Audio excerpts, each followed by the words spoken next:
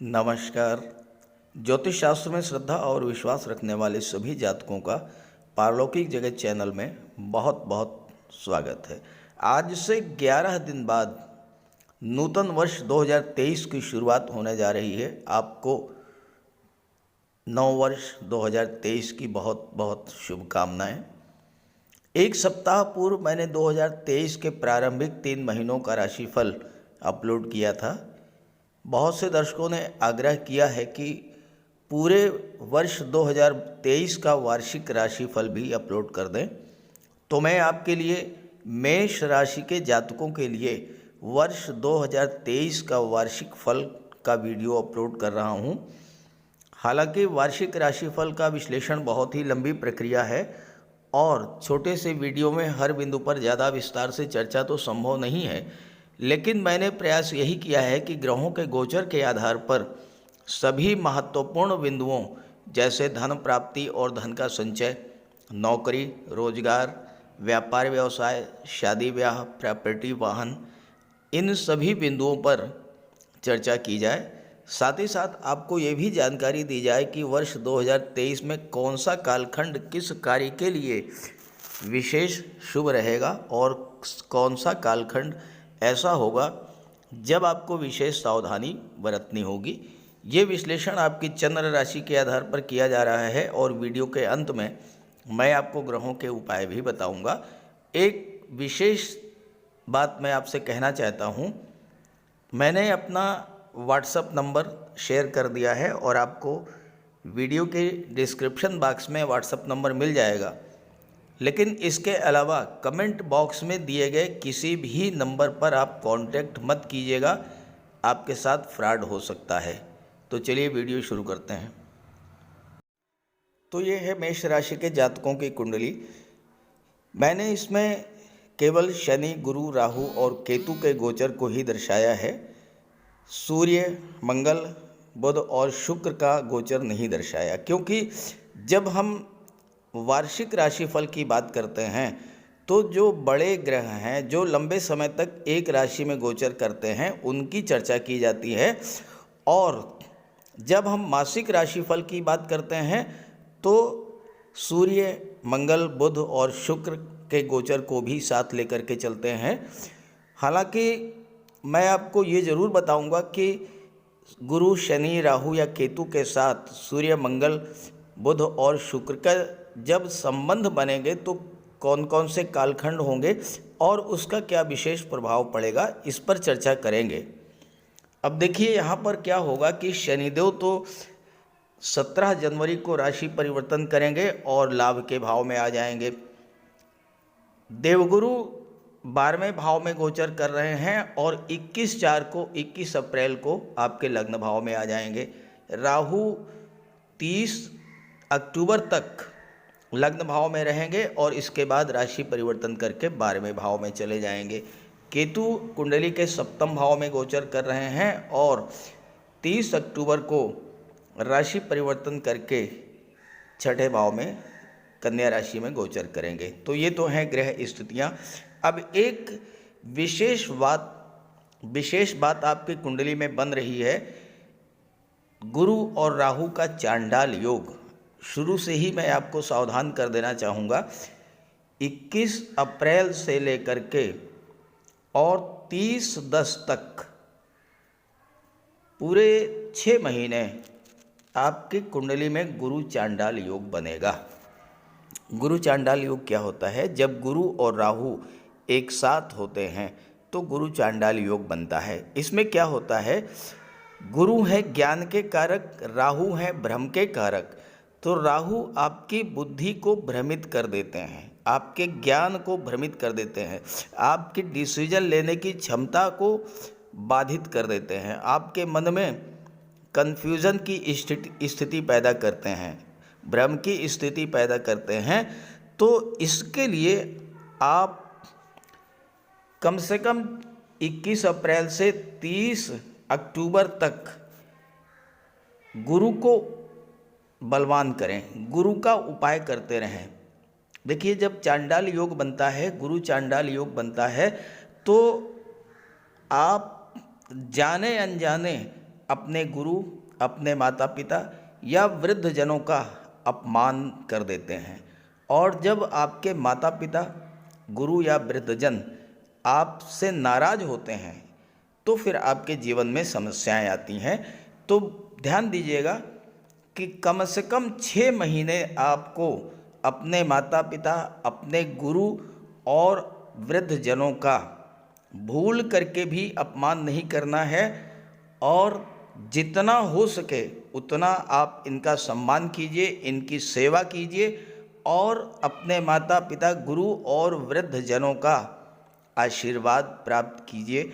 अगर आपने ऐसा कर लिया तो गुरु चांडाल योग का आप पर कोई भी प्रभाव नहीं पड़ेगा। लेकिन अगर आपने लापरवाही की तो फिर आप स्वयं जिम्मेदार हैं इसके लिए, क्योंकि फिर आपके मन में भ्रम की स्थिति बनेगी और आपका नुकसान होगा।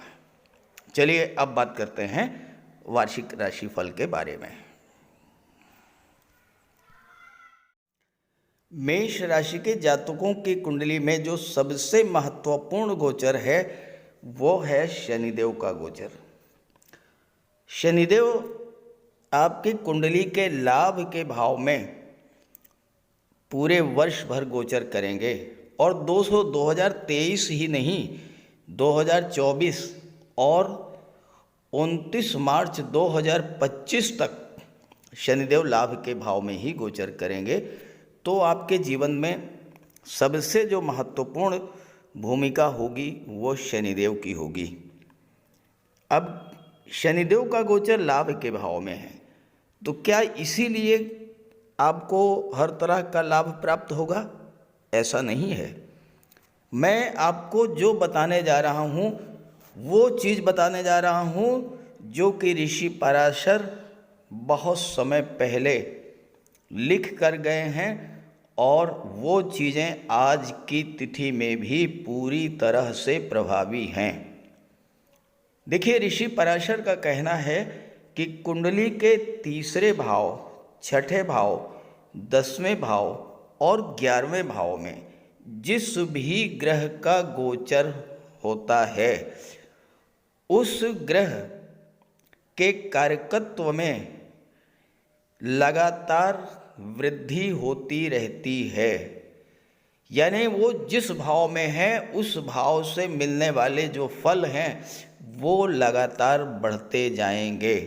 जिस भाव पर दृष्टि पड़ेगी, जिस भाव का वो स्वामी है, उससे संबंधित जो भी कार्य हैं उनमें लगातार वृद्धि ही होगी, कमी नहीं होगी। अब आप यहाँ देखिए, शनि दशम के कारक, दशम के स्वामी होकर के लाभ में बैठे हुए हैं। दशम क्या है? आपका कार्य क्षेत्र, आपका कर्म। तो शनि 2.5 वर्ष तक रहेंगे 11वें भाव में। आप नोट कर लीजिए, आपके कार्य क्षेत्र में निरंतर वृद्धि होती रहेगी आने वाले 2.5 वर्षों में। आप जो भी कार्य कर रहे हो, इससे मतलब नहीं है आप गवर्नमेंट सेक्टर में हैं, प्राइवेट सेक्टर में हैं, व्यापार व्यवसाय में हैं, कुछ भी कर रहे हैं, लेकिन अगर शनि आपकी जन्म कुंडली में बलवान हुए तो आपके कैरियर में, आपके व्यापार में, या आपका कोई स्वतंत्र व्यापार व्यवसाय है, आपका कोई खुद की इंडस्ट्री है, कोई आपकी फैक्ट्री है, आपका खुद का कोई व्यापार व्यवसाय है, सभी में रेगुलर ग्रोथ देखने को मिलेगी, लगातार वृद्धि होती रहेगी। आप जॉब में हैं, इन 2.5 वर्षों में आपको पद प्रतिष्ठा प्रमोशन का लाभ मिल जाएगा, मनचाही जगह ट्रांसफ़र हो जाएगा, बहुत महत्वपूर्ण उत्तरदायित्व का पद आपको सौंपा जा सकता है, बहुत बड़ी जिम्मेदारी आपको दी जा सकती है, और ये रेगुलर 2.5 वर्षों तक आपके जीवन में होता रहेगा। ध्यान दीजिए, ज्योतिष शास्त्र में कोई भी चीज़ एकदम से जल्दी नहीं मिलती है, समय लगता है। मानव जीवन के 120 वर्षों को अलग अलग ग्रहों के अनुसार कालखंडों में बांटा गया है कभी राहु की महादशा, कभी शनि की महादशा, कभी गुरु की महादशा, ये महादशाएं जो आपके जीवन को कंट्रोल करती हैं अलग अलग कालखंडों में, तो शनि के प्रभाव से जो आने वाले 2.5 वर्ष हैं उसमें रेगुलर ग्रोथ आपको देखने को मिलेगी। अब शनि लाभ के भाव में बैठे हैं तो आपके लाभ में वृद्धि होगी। सबसे पहले तो धन का लाभ आता है, धन की वृद्धि होती रहेगी, धन की प्राप्ति होती रहेगी। और शनि के परम मित्र हैं शुक्र, जो कि आपकी कुंडली में धन भाव के स्वामी भी हैं, तो यहाँ पर आपका धन का संचय भी होगा, धन का निवेश भी होगा और परिवार में भी वृद्धि होगी। परिवार में वृद्धि कैसे होगी? या तो किसी सदस्य का विवाह हो जाएगा या फिर संतान की प्राप्ति होगी। शनि के प्रभाव से चूंकि लाभ के भाव में बैठे हैं तो आपको संतान का भी लाभ होगा, शिक्षा का भी लाभ होगा, धन का लाभ होगा, मान सम्मान बढ़ेगा और आपका जो फ्रेंड सर्किल है उसका भी विस्तार होगा। फ्रेंड सर्किल से भी, आपके नेटवर्क से भी आपको लाभ मिलेगा। आपके भाई बहनों से, बड़े भाई बहनों से भी आपको लाभ मिलेगा। शनि की दृष्टि आपके लग्न भाव पर पड़ेगी। यहाँ पर राहु बैठे हैं। राहु और शनि एक जैसा कार्य करते हैं, शनिवत राहु, तो राहु शनि के जैसा कार्य करते हैं। अब यहाँ राहु आपके लग्न में बैठे हैं तो क्या होगा? आपकी महत्वाकांक्षा को बढ़ा देंगे। आप जीवन में जो कुछ भी पाना चाहते हैं वो बहुत जल्द और असीमित मात्रा में पाना चाहेंगे। और शनि के प्रभाव से जो आप पाना चाहते हैं वो आपको मिलेगा भी। लेकिन ध्यान दीजिएगा, राहु लग्न में बैठे हैं, लग्न के स्वामी मंगल हैं। मंगल क्या है? मंगल जल्दबाजी के कारक हैं, क्विक डिसीजन के कारक हैं। मंगल प्रभावित व्यक्ति सिर्फ और सिर्फ अपनी बात ही कहना चाहते हैं, दूसरों की नहीं सुनते, क्योंकि मंगल सेनापति होते हैं। मंगल सिर्फ अपनी बात को रखते हैं। तो यहाँ पर आपको ध्यान रखना होगा। राहु के प्रभाव से आप बहुत कुछ पाना चाहेंगे, लेकिन मंगल के प्रभाव से जल्दबाजी करेंगे। यहाँ पर आपको गुरु के ज्ञान का प्रयोग करना है, आपको जल्दबाजी नहीं करना है। कोई भी फैसला लेने से पहले अपने गुरु, अपने माता पिता, इनका आशीर्वाद लें, इनसे राय लें, सलाह लें, तब आप कोई कार्य करें। एकदम से कोई कार्य मत कीजिएगा। फिर देखिए कि शनि आपको कितना बड़ा लाभ देते हैं। शनि की दृष्टि पंचम पर पड़ेगी। पंचम क्या है? शिक्षा और संतान, और इसके स्वामी कौन हैं? सूर्य हैं। तो ये आने वाला जो 2023 है, ये IAS, IPS, सिविल सर्विसेज की तैयारी कर रहे छात्रों के लिए अत्यंत महत्वपूर्ण सिद्ध होने वाला है। अगर आपकी जन्म कुंडली में सूर्य मजबूत होए, अगर सूर्य मजबूत होए और शनि की दृष्टि पड़ रही है, आपको सफलता मिलेगी, मिल कर के रहेगी सफलता। पंचम भाव संतान का होता है, संतान की प्राप्ति होगी, संतान के कैरियर में वृद्धि होगी, संतान का कैरियर, संतान का व्यापार व्यवसाय, संतान की नौकरी धीरे धीरे ग्रो करती चली जाएगी, आगे बढ़ते चले जाएंगे। और शनि की दृष्टि अष्टम भाव पर पड़ेगी। अष्टम भाव क्या होता है? आयु का होता है। तो यहाँ पर शनि के प्रभाव से आपकी आयु में वृद्धि होगी और आपको रोगों से भी मुक्ति मिलेगी। अगर अभी तक आपके जीवन में समस्याएं थीं, आप रोगों से ग्रसित थे, धन की समस्या थी, वो सारी चीज़ें समाप्त होंगी, क्योंकि शनि जब अष्टम पर दृष्टि डालेंगे और अष्टम के स्वामी मंगल हैं, जो कि आपके लग्न के भी स्वामी हैं, तो ऐसे में क्या होगा कि आपको मंगल से संबंधित क्षेत्रों में विशेष लाभ होगा, शनि से संबंधित क्षेत्रों में विशेष लाभ होगा।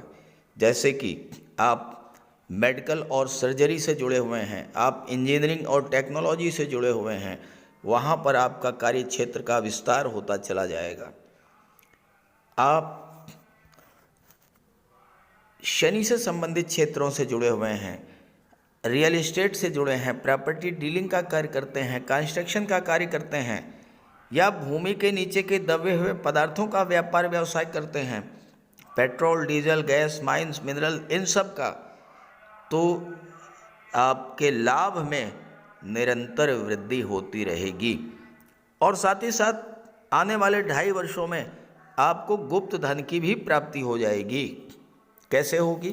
कोई प्रॉपर्टी का विवाद चल रहा है आपका, संपत्ति संबंधी विवाद, वसीयत के आधार पर या विरासत के आधार पर, कोई पैतृक संपत्ति है वो आपको मिलनी है, उसका कोई मुकदमा चल रहा है, उसमें आपको सफलता मिलेगी, वो संपत्ति आपको मिल जाएगी।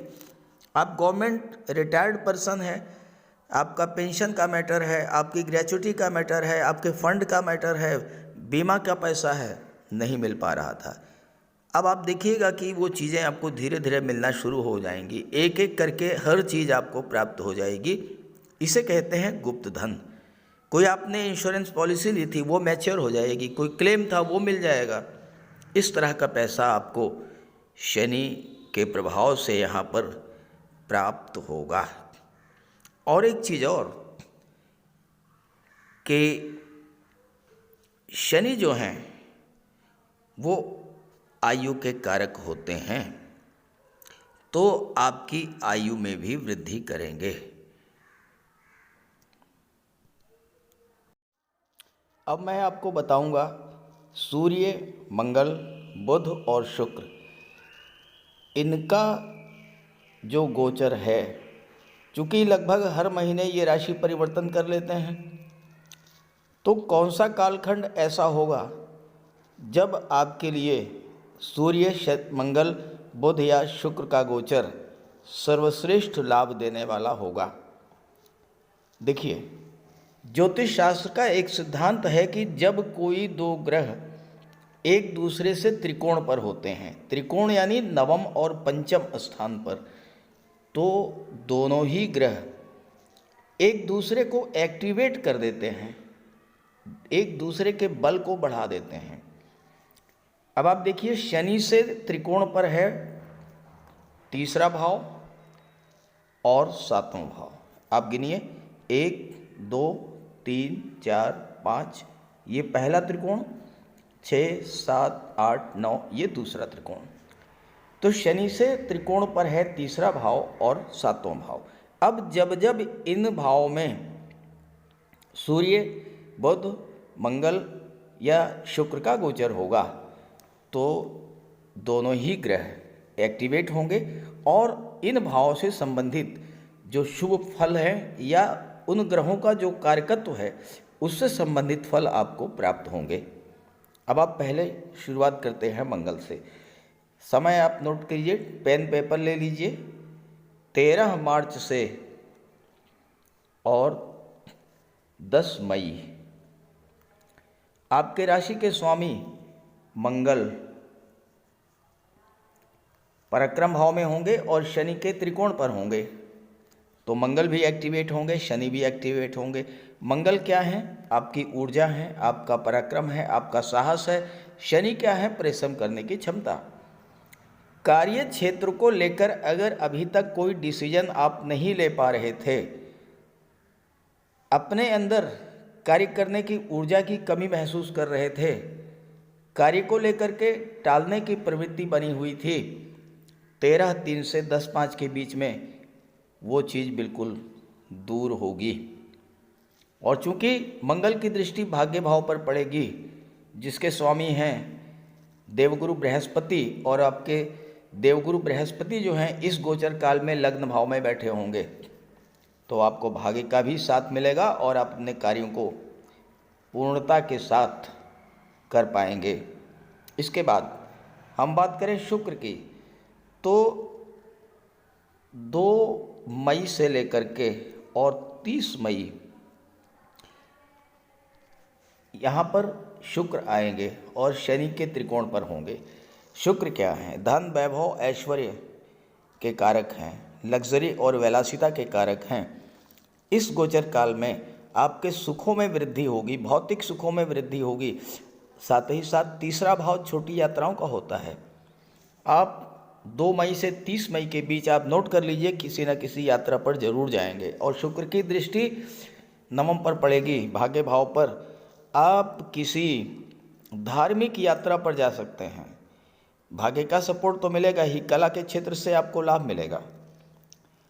यात्रा देशाटन पर जा सकते हैं, पिता का पूरा सहयोग आपको मिलेगा, पिता का आशीर्वाद आपके साथ रहेगा। और कार्य क्षेत्र में खास करके अगर आप शुक्र से संबंधित संगीत, नृत्य, नाटक, गायन, अभिनय, लेखन, वादन, काव्य, शिल्पकला, मूर्तिकला, इन सब क्षेत्रों से जुड़े हुए हैं, आपको सफलता मिलेगी। बुध का गोचर 24/6 को होगा पराक्रम भाव में, और बुध यहाँ पर 24/6 से और 8 जुलाई तक रहेंगे पराक्रम भाव में। और सूर्य जो हैं वो 15/6 से और 17/7 तक पराक्रम भाव में रहेंगे। सूर्य और बुध का बुधादित्य योग बनेगा, और बुधादित्य योग सरकारी नौकरी का कारक होता है, और सूर्य और बुध की दृष्टि भाग्य के भाव पर पड़ेगी। तो ये जो गोचर काल होगा, इसमें आपके पराक्रम पुरुषार्थ में वृद्धि होगी, कार्य करने की क्षमता में, पढ़ने की, मेहनत करने की क्षमता बढ़ेगी। और इस गोचर काल में आप शासन प्रशासन, न्यायिक सेवा, विदेश सेवा, सरकारी नौकरी या banking sector, finance sector, education sector, management का फील्ड है, आईटी सेक्टर, कंप्यूटर कम्युनिकेशन के क्षेत्र में आपको जॉब मिल सकती है। इसके बाद दूसरे त्रिकोण की बात करें, सप्तम भाव। सप्तम भाव व्यापार का होता है, विवाह का होता है, लव रिलेशंस का होता है। और जब यहाँ पर किसी भी ग्रह के साथ शनि का त्रिकोण का संबंध बनेगा, तो सप्तम भाव के सभी फल आपको प्राप्त होंगे। और ये टाइम पीरियड आप नोट कीजिए। सबसे पहले मंगल की बात करें तो 3 अक्टूबर से लेकर के और 6/11 तक मंगल का गोचर होगा। और यहाँ पर केतु बैठे हुए हैं। केतु आकस्मिकता के कारक होते हैं। मंगल और केतु की युति जब बनती है, अचानक से घटनाएं घटित होती हैं। 3 अक्टूबर से 6 नवंबर के बीच में अब आपके विवाह का प्रबल योग बन जाएगा। शुक्र की बात करें तो 3/11 से लेकर के और 25/12 ये जो गोचर काल होगा, इसमें शुक्र यहाँ पर रहेंगे, केवल और केवल शुक्र रहेंगे। तो ऐसे में नहीं, 3/11 से और 25/12 के बीच में केतु भी आ जाएंगे, और ये गोचर काल भी आपके लिए विवाह का प्रबल योग लेकर के आएगा। हालांकि ऐसा नहीं है कि केवल 13/10 और 6/11 के बीच में या 3/11 से 25 के बीच में ही विवाह होगा। विवाह का प्रबल योग तो देवगुरु भी बनाते हैं, और देवगुरु इस 21 अप्रैल से आपके लग्न भाव में आ जाएंगे, तो लगातार आपके विवाह का योग तो बनता ही रहेगा। इस पर आगे चर्चा करेंगे। बात करें बुध और सूर्य की, तो 19 अप्रैल को, 19 अक्टूबर को यहाँ पर बुध आ जाएंगे, और 6/11 तक सप्तम में रहेंगे बुध। और सूर्य की बात करें तो सूर्य जो हैं वो 18 अक्टूबर से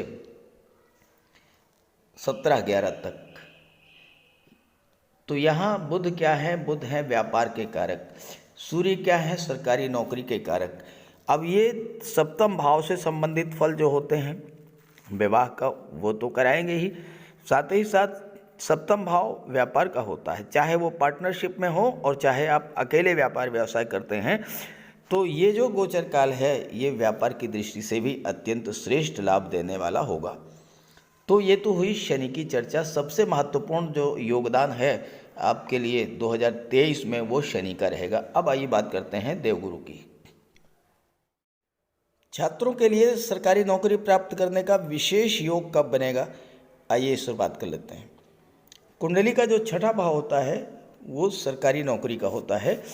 छठे भाव में सूर्य, मंगल या बुध का जब गोचर होगा तो नौकरी के प्रबल योग बनेंगे।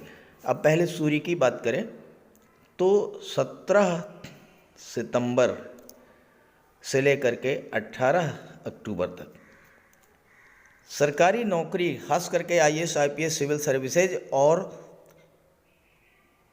न्यायिक सेवा, विदेश सेवा, इन क्षेत्रों में सरकारी नौकरी का प्रबल योग बनेगा 17/9 से और 18 के बीच, जब सूर्य का गोचर होगा छठे भाव में। अगर आप व्यापार के क्षेत्र में जाना चाहते हैं, बैंकिंग सेक्टर या फाइनेंस सेक्टर के क्षेत्र में जाना चाहते हैं, तो आपके लिए बुध का गोचर 1 अक्टूबर से लेकर के और 19 अक्टूबर तक बुध का गोचर होगा छठे भाव में। और यहाँ पर आप विदेश सेवा में भी जा सकते हैं। बुध की दृष्टि 12वें भाव पर पड़ेगी तो किसी मल्टीनेशनल कंपनी में भी आपको जॉब मिल सकती है, कंप्यूटर कम्युनिकेशन या मैनेजमेंट के क्षेत्र में। बात करें मंगल की तो मंगल का जो गोचर है कुंडली के छठे भाव में कन्या राशि में वो होगा 18 अगस्त से लेकर के और 3 अक्टूबर तक। यहाँ मंगल छठे भाव में जब गोचर करेंगे आपको army, air force, navy, military, police विभाग, टेक्निकल फील्ड, मेडिकल और सर्जरी, इंजीनियरिंग का क्षेत्र, इन सब क्षेत्रों में नौकरी मिल सकती है। विदेश में भी आपको नौकरी मिल सकती है। हायर एजुकेशन के लिए आप विदेश जा सकते हैं, इंजीनियरिंग के क्षेत्र में, मेडिकल और सर्जरी के क्षेत्र में। लेकिन जो सबसे महत्वपूर्ण बात आपको ध्यान में रखनी है, 18/8 से 3 अक्टूबर के बीच में मंगल छठे भाव में है। पहली बात, किसी को आप कर्ज मत दीजिएगा। अगर आपने कर्ज दिया वह पैसा आपका कभी भी वापस नहीं मिलेगा। दूसरी बात, छठा भाव शत्रुता का होता है, रोगों का होता है। स्वास्थ्य का विशेष ध्यान रखना है आपको 18 से लेकर के और 3 अक्टूबर तक। तीसरी बात, मंगल क्रोध और उग्रता के कारक होते हैं, लड़ाई झगड़े के कारक होते हैं। छठे भाव में बैठे हैं, 12वें भाव पर दृष्टि है। 12वां भाव अस्पताल, न्यायपालिका का होता है। 18/8 से 3/10 के बीच में विशेष सावधान रहिएगा।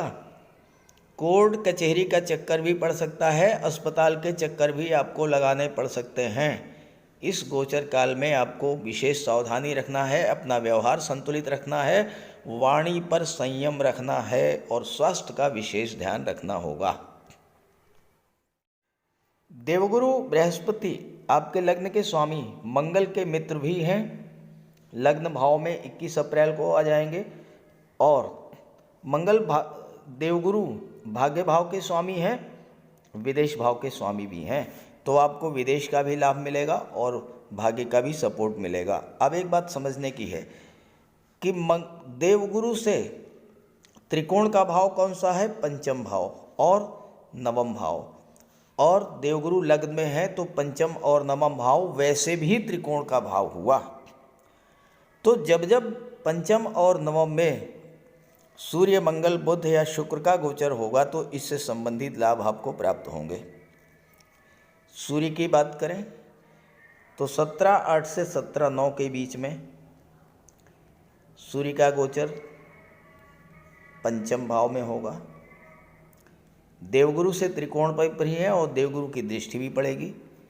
तो शिक्षा की दृष्टि से, प्रतियोगिता की दृष्टि से, कंपटीशन बीट करने की दृष्टि से और संतान की दृष्टि से 17/8 से 17/9 का समय जो है अत्यंत शुभ रहेगा, अत्यंत श्रेष्ठ रहेगा।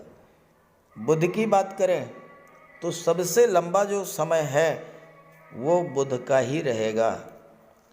25/7 से लेकर के और 1 अक्टूबर तक बुध का गोचर पंचम भाव में सूर्य की राशि में होगा। तो ये जो समय है ये भी छात्रों के लिए बहुत अच्छा होगा, प्रतियोगिता की दृष्टि से, परीक्षा की दृष्टि से और साथ ही साथ लाभ की दृष्टि से, संतान का लाभ, शिक्षा का लाभ, नौकरी की प्राप्ति, ये सभी चीज़ें आपके जीवन में होंगी। और समय इस गोचर काल में 25 जुलाई से 1/10 तक शनि की दृष्टि मंगल बुध पर, बुध की दृष्टि शनि पर। बुध और शनि एक दूसरे के प्रबल मित्र हैं, तो ऐसे में ये समय आपके लिए विशेष महत्व का होगा। जब दो मित्र एक दूसरे पर दृष्टि डालते हैं तो एक दूसरे के प्रभाव में वृद्धि कर देते हैं। तो यहाँ पर आपको पंचम भाव से संबंधित और एकादश भाव से संबंधित हर तरह का लाभ प्राप्त होगा। बात करें शुक्र की, तो शुक्र 2/10 से लेकर के और 3/11 के बीच में 3 नवंबर, 2 अक्टूबर से 3 नवंबर तक शुक्र रहेंगे पंचम भाव में देवगुरु के त्रिकोण पर। जब भी देवगुरु और शुक्र का संबंध बनता है तो प्रबल धन लाभ होता है, विवाह के प्रबल योग बनते हैं, संतान के प्रबल योग बनते हैं। चूँकि शुक्र और गुरु दोनों ही धन के कारक हैं, दोनों ही संतान के कारक हैं और दोनों ही विवाह के कारक हैं। और शुक्र तो सप्तम भाव के स्वामी हैं और गुरु की दृष्टि लगातार पड़ रही है सप्तम भाव पर। लेकिन 2 अक्टूबर से 3/11 तक विवाह का विशेष योग बनेगा। और जहाँ तक मंगल की बात है तो मंगल पंचम भाव में आएंगे 1 जुलाई को और 1 जुलाई से 18 अगस्त तक मंगल पंचम में रहेंगे। और ये समय मंगल से संबंधित क्षेत्रों में army, air force, navy, military, police विभाग, इंजीनियरिंग, टेक्नोलॉजी या मेडिकल और सर्जरी, इन सब क्षेत्रों में लाभ प्राप्त करने का, इन क्षेत्रों से धन प्राप्त करने का, इन क्षेत्रों में नौकरी प्राप्त करने का प्रबल योग बनेगा। अब आइए राहु और केतु की बात करें। देखिए, मैंने इस वीडियो में डेट्स बताई हैं, आप उन डेट्स को नोट कर लीजिए। उन डेट्स पर जो जो लाभ आपको मिलने हैं उसके लिए अगर उस गोचर काल में आपने एफर्ट किया वो लाभ आपको मिल जाएगा। जैसे अब आप 1 जुलाई से 18 अगस्त के बीच में आप अगर मंगल से संबंधित क्षेत्रों में मिलिट्री में जाना चाहते हैं, नेवी में जाना चाहते हैं, पुलिस विभाग में जाना चाहते हैं और मंगल आपकी कुंडली में बलवान है या मंगल की महादशा अंतर्दशा चल रही है, आप देख लीजिए आपका सिलेक्शन हो जाएगा। बात करते हैं गुरु, राहु और केतु की। राहु 30 अक्टूबर तक तो आपके लग्न भाव में रहेंगे। राहु लग्न के भाव में बहुत अच्छा रिजल्ट देते हैं और लग्न भाव में आपकी एम्बिशंस को बढ़ा देंगे, आपकी महत्वाकांक्षाओं को बढ़ा देंगे और जीवन में आपको बहुत कुछ प्राप्त भी करा देंगे। बस ध्यान रखना है कि गुरु चांडाल योग जो बन रहा है इससे आपको सावधान रहना है। राहु 30 अक्टूबर को विदेश भाव में चले जाएंगे और विदेश के कारक होते हैं राहु। अचानक से आपको विदेश जाने का योग बन जाएगा 30 अक्टूबर के बाद। अगर आप प्रयासरत हैं और आपके जीवन में राहु की महादशा या अंतर्दशा चल रही है या राहु बलवान स्थिति में है, आप लिख करके रख लीजिए 30 अक्टूबर के बाद 100% विदेश जाने का सपना आपका पूरा होगा। विदेशी व्यापार से लाभ होगा, विदेश में सेटल हो पाएंगे। जहाँ तक केतु की बात है केतु सप्तम भाव में है। सप्तम भाव क्या होता है? व्यापार का होता है। तो आपके व्यापार को बुलंदियों पर पहुंचाएंगे। 30 अक्टूबर को आएंगे। इसके पहले केतु जो है अष्टम रहेंगे, अष्टम में रहेंगे 30 अक्टूबर तक। अष्टम भाव में केतु क्या करते हैं? केतु धर्म, अध्यात्म और मोक्ष के कारक हैं। और अष्टम भाव जो होता है ये धर्म, अध्यात्म, ज्योतिष, तंत्र, मंत्र का होता है। इन क्षेत्रों में अगर आपकी रुचि है, ज्योतिष में, तंत्र मंत्र में, तो आप बहुत आगे निकलेंगे, आपको बुलंदियों पर पहुंचा देंगे। और अगर आपकी प्रवृत्ति धार्मिक है और होनी चाहिए, ग्रहों का लाभ अगर आप पूरा लेना चाहते हैं, केतु के प्रभाव से आपकी रुचि धर्म, अध्यात्म में बढ़ेगी, ईश्वर पर आस्था बढ़ेगी और आपको बहुत बड़ा इसका लाभ मिलेगा। विशेष करके 21 अप्रैल तक देवगुरु जब 12वें भाव में है, देवगुरु की दृष्टि यहाँ पर पड़ेगी, आपको ईश्वरी सपोर्ट भी मिलेगा, ईश्वर में आपकी आस्था बढ़ेगी, धर्म कर्म में आपकी आस्था बढ़ेगी और इसका आपको लाभ मिलेगा। अब एक बात का ध्यान रखना है कि आपके जीवन में जिस भी ग्रह की महादशा या अंतर्दशा गतिमान हो उसका जरूर उपाय कीजिएगा। तो चलिए बात कर लेते हैं उपायों पर। किसी भी जातक की कुंडली में बनने वाले राजयोगों का संपूर्ण लाभ उसे तब मिल पाता है जब राजयोग बनाने वाले ग्रह कुंडली में मजबूत स्थिति में हों। और ज्योतिष शास्त्र में ग्रहों को बल प्रदान करने के लिए उपायों की व्यवस्था की गई है। तो अगर आपकी जन्म कुंडली में राजयोग बनाने वाले ग्रह कमज़ोर स्थिति में हैं, अंश बल से कमज़ोर हैं, तो ग्रहों का उपाय ज़रूर कीजिए। इससे ग्रहों को बल प्राप्त होगा और आपको राजयोग का संपूर्ण लाभ प्राप्त हो पाएगा। सबसे पहले मंगल की बात करते हैं। इसके लिए बजरंगबली की उपासना कीजिए, हनुमान जी की आराधना कीजिए, हनुमान चालीसा का पाठ कीजिए, हनुमान जी के मंदिर में जाकर के उनके चरणों में बैठिए और उनके चरणों का सिंदूर अपने मस्तक पर धारण कीजिए। मंगलवार के दिन स्नान के बाद लाल वस्त्र धारण कीजिए, मंगलवार का व्रत रखिए। हनुमान जी को सिंदूर में चमेली का तेल चढ़ाकर, तेल मिला करके अर्पित करें। हनुमान जी को चोला चढ़ाएं और मूंगा धारण कर सकते हैं, लेकिन किसी योग्य ज्योतिषी से परामर्श लेकर। और मंगलवार के दिन लाल वस्त्र, गेहूँ, गुड़ और तांबे का दान करने से भी मंगल को बल प्राप्त होता है। जहाँ तक देवगुरु की बात है, देवगुरु बृहस्पति को प्रसन्न करने के लिए गुरुवार का व्रत रखिए। 5 गुरुवार, 11 या 43 गुरुवार का व्रत रखें। घर में केले का एक वृक्ष लगा लें और उसकी सेवा करें। स्नान करते समय पानी में हल्दी या केसर मिलाकर स्नान करें और हल्दी या केसर का तिलक लगाएं। भूल करके भी गुरु, साधु, संतों का, माता पिता का अपमान ना करें। माता पिता, गुरु और वृद्धों का सम्मान करें, उनकी सेवा करें और उनका आशीर्वाद प्राप्त करें। तोते को चने की दाल खिलाएं, इससे बुध और गुरु दोनों प्रसन्न होते हैं। पुखराज भी धारण कर सकते हैं गुरुवार के दिन, लेकिन योग्य ज्योतिषी का परामर्श लेकर ही कोई रत्न धारण करें। ज़्यादा बेहतर ये है कि हल्दी की एक गांठ पीले वस्त्र में बांधकर अपने बाजू में बांध लीजिए और पीले रंग के वस्त्रों का ज़्यादा प्रयोग कीजिए। चादर, तकिए, गिलाफ ये सब पीले रंग के रखिए, पर्दे। शुक्र को बल प्राप्त हो, इसके लिए माता लक्ष्मी की उपासना कीजिए और 21 या 31 शुक्रवार को व्रत रखें।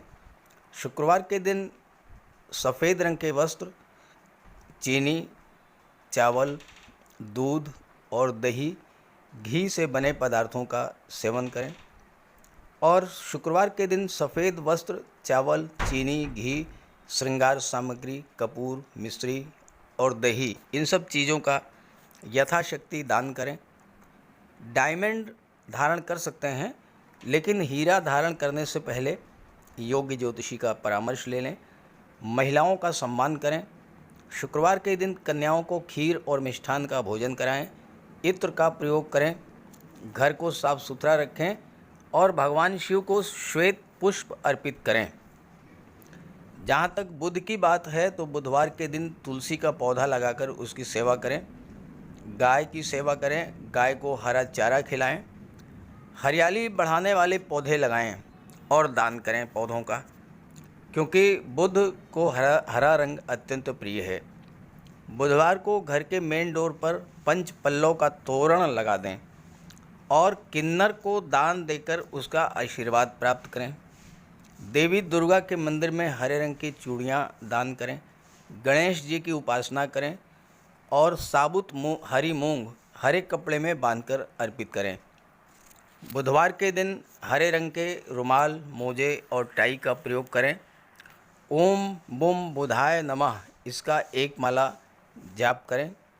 पन्ना धारण कर सकते हैं, लेकिन परामर्श के बाद किसी योग्य ज्योतिषी से, और ना तो झूठ बोलें और ना ही किसी को अपशब्द कहें। जहाँ तक शनिदेव की बात है तो कम से कम 19 और ज़्यादा से ज़्यादा 51 शनिवार का व्रत रखें। पीपल के वृक्ष के नीचे सरसों के तेल का दीपक जलाएं शनिवार के दिन। शनिवार के दिन एक प्याले में, एक कटोरी में सरसों का तेल लेकर के उसमें अपना चेहरा देखिए और फिर उस तेल को दान कर दीजिए। उड़द से बनी पंजीरी, पकौड़ा, चीला, बड़ा, इन सब का सेवन करिए। सरसों के तेल में बने भोज्य पदार्थों का सेवन कीजिए। शनिवार के दिन कंबल, जूता, चप्पल, लोहा, काला तिल, काला उड़द, काले वस्त्र और जटा वाले नारियल दान दें। नीलम धारण कर सकते हैं, लेकिन नीलम धारण करना किसी योग्य ज्योतिषी से परामर्श लेकर धारण करें, क्योंकि नीलम रंग से राजा भी बना देता है और कभी कभी अगर नीलम आपके लिए शुभ नहीं हुआ तो राजा से रंक भी बना देता है। इसलिए नीलम का प्रयोग बहुत सोच समझ कर करें। ज़्यादा बेहतर ये है कि आप गरीबों की हेल्प करें। कोई भी गरीब, लाचार, असहाय, दिव्यांग व्यक्ति आपके पास आता है, मदद कीजिए यथासंभव, और किसी भी गरीब व्यक्ति को कष्ट ना दें। साथ ही साथ ऐसे कार्य ना करें जो कि शनिदेव को पसंद नहीं है। शनिदेव को छल, कपट, झूठ, फरेब, बेईमानी, आलस्य ये सब पसंद नहीं है, तो ऐसे कार्य मत कीजिए। और शनिदेव को अनुशासन, परिश्रम, मेहनत, ईमानदारी और सच्चाई ये पसंद है, तो ये आप अपने अंदर इन गुणों को विकसित करें, शनिदेव प्रसन्न होंगे। तो उपाय ज़रूर कीजिएगा, इससे आपको लाभ होगा। नमस्कार।